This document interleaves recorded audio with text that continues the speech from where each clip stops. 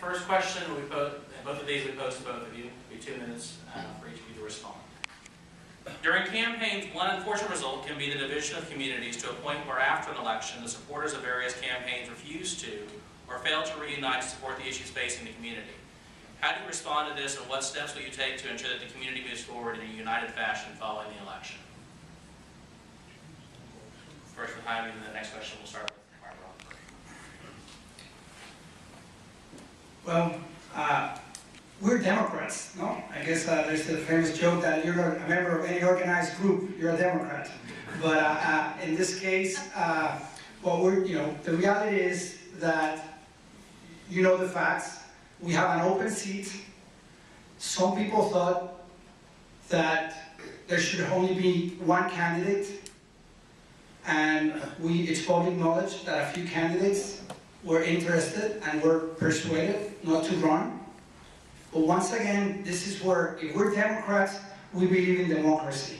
And this seat belongs to you, the voters of the 31st District.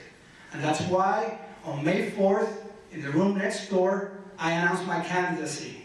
Because I don't think that this seat should be selected by the leadership or by anyone else. This seat should be decided by the voters. And that's why I put my name forward, because my candidacy allows you to have a choice. And that is the reason I came forward. And in doing so, we honor the basic tenet that Lincoln quoted, of government by the people, for the people, and of the people. And that's what I'm doing. I'm asking you, the voters, to decide. And that's what an election does. Campaigns, I've shown contrast with my opponent. And yes, but I've always talked to the truth. Every piece you see from me has a reference at the back. And I stood to the facts, and we can talk about those. It's been overwhelmingly positive. I've raised some contrast with my opponent because the voters need to get the information.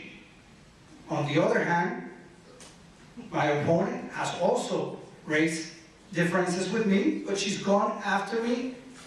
And you have a right to your own opinions, but you don't have a right to your own facts. And and that's what we've been doing. In 2 weeks, we'll all come together as Democrats to keep this seat blue. Okay. Well, keeping in spirit with the question, I will tell the voters, and I think we can all agree on this. Fortunately, my opponent and I are very similar on the issues that matter to you and to me, and to the voters in the 31st District.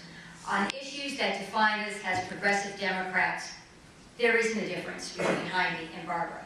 So the ability to unite after this campaign, I think, is certainly there.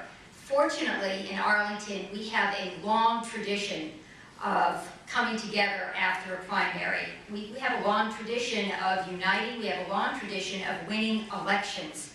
We pride ourselves on it. We are one of the highest educated communities in the country. We know you need to turn out and vote. We also have a electorate who's very savvy, and they can really read through campaign materials and discern what, if anything, they feel is a difference. So I'm very hopeful, I'm very confident, and I know that the November election will turn blue for our seat, and I also believe that the state Senate will remain blue, and that also has to be a priority for the Democrats. It's not just the 31st Senate seat.